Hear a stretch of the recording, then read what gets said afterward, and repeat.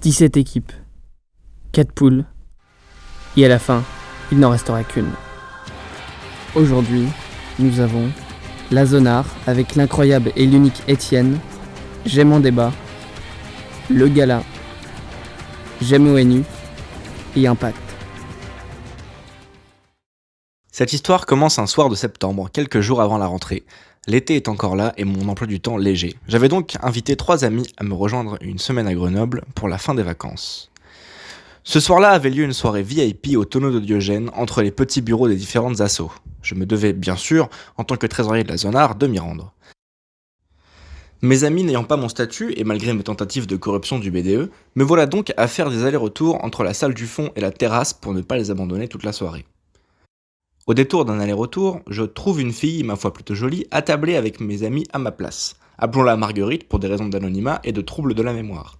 Marguerite donc venait de rater son tram et attendait le suivant, une dernière bière à la main. Nous discutâmes de choses diverses et variées, mes amis étaient ravis de parler à autre chose que des saloperies d'étudiants d'école de commerce, tant et si bien que Marguerite prit d'autres dernières bières, rata d'autres trams et se résolut à faire la fermeture avec nous. La soirée se poursuit, on mentionnera un appel tardif à Astrid, ma chère présidente, pour lui demander si je pouvais parier un pull de la commu au baby-foot, et sur le coup de 2 heures, le bar ferme et nous voilà tous les 5 marchant plus ou moins droit en direction de la place Verdun où j'habite. Pour combien tu te baignes tout nu dans la fontaine ? Dit Marguerite à mon ami sur un ton malicieux. 5. 1, 2, 3, 3. Mon ami, mu par la sacro-sainte loi du pour combien, se déshabille et se jette à l'eau. Et bien vite, par solidarité évidemment, nous voilà tous nus dans une eau relativement peu profonde mais bonne, sous le regard de 2 passants que j'imagine médusés. Nous barbotons un moment et nous sommes rejoints par le président du BDE lui-même qui nous avait aperçus au loin. À peine eut-il eu le temps d'immortaliser nos méfaits à l'aide de l'outil Snapchat que l'on aperçoit une voiture de police au coin de la rue. Sans y réfléchir à 2 fois, nous attrapons nos affaires et courons jusqu'à ma porte en tenue d'Adam. Nous finîmes la soirée dans mon appartement, à l'abri des regards. Mais habillés cette fois-ci.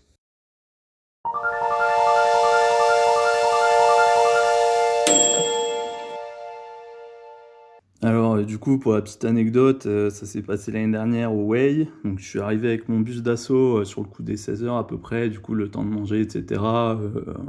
L'alcool a mis du temps à se mettre en place. Et puis, on avait une sérieuse envie de commencer à picoler avec un pote. Du coup, on a commencé à errer dans les allées du camping à la recherche d'alcool. Et on est tombé par hasard sur le QG de J'aime en débat, avec une table remplie d'alcool de A à Z, et des bières et tout. Et puis il y avait du monde qui avait l'air de bien s'amuser. Du coup, on a commencé à fraterniser, etc. Ils nous ont offert des coups à boire, machin. Et il y avait un 2A, du coup, avec qui on a bien rigolé. Et puis j'ai commencé à fumer avec lui. Sauf qu'à l'époque, moi, je fumais pas trop. Du coup, au bout d'une demi-heure, mon pote, il s'est barré. Et puis moi, après, je suis rentré au bungalow. J'étais complètement mort.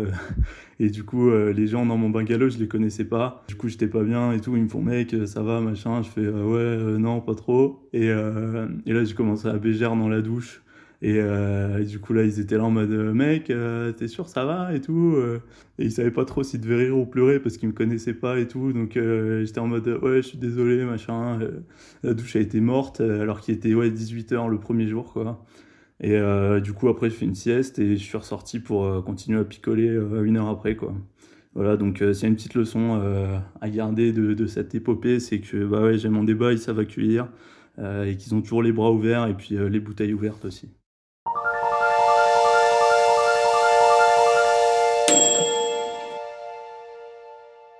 Malheureusement, pour des raisons budgétaires, le gala n'avait pas le matériel nécessaire pour enregistrer la chronique. Il déclare donc forfait. Moins de champagne, plus de bulles.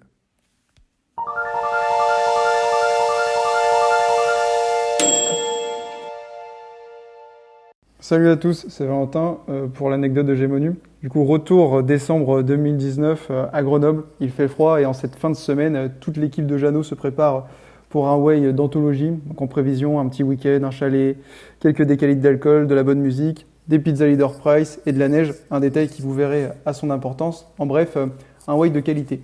Du coup, pour l'instant, rien de fou. On va louer les voitures, on se parque devant Gêmes, on attend les gens pour partir. Un petit déluge pour arriver, c'est déjà un peu la galère, mais tels des snowtroopers que nous sommes, on finit par arriver jusqu'en haut.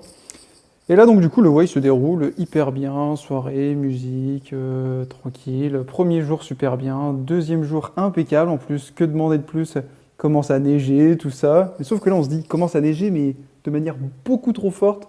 C'est pas avec les Clio 2 qu'on va pouvoir rentrer là.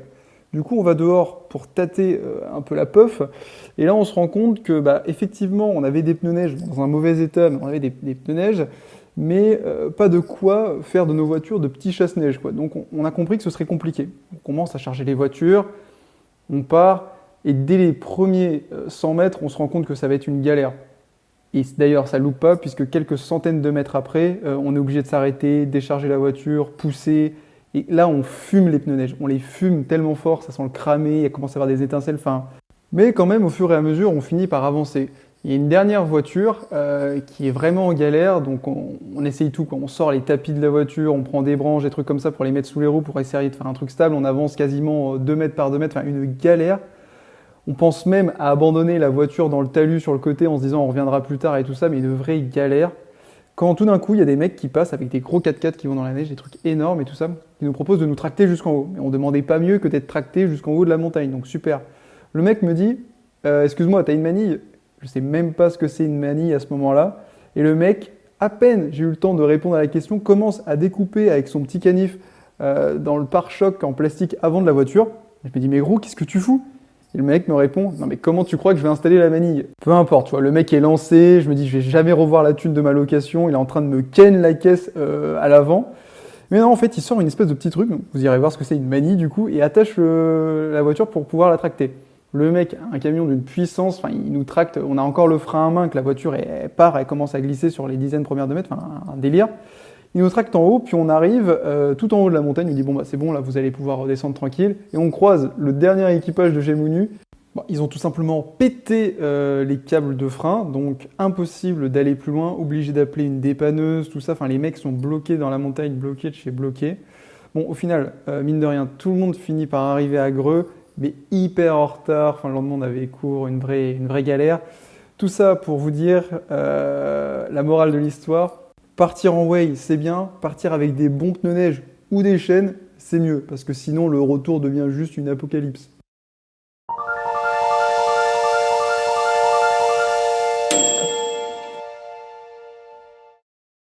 Alors, aussi invraisemblable que ça puisse paraître, l'anecdote d'impact était trop trash pour être diffusée en public. Vous la retrouverez en lien dans la description, en non répertorié pendant 24 heures. N'oubliez pas d'aller voter pour votre anecdote préférée sur Instagram, et on se retrouve très vite pour le dernier volet du concours.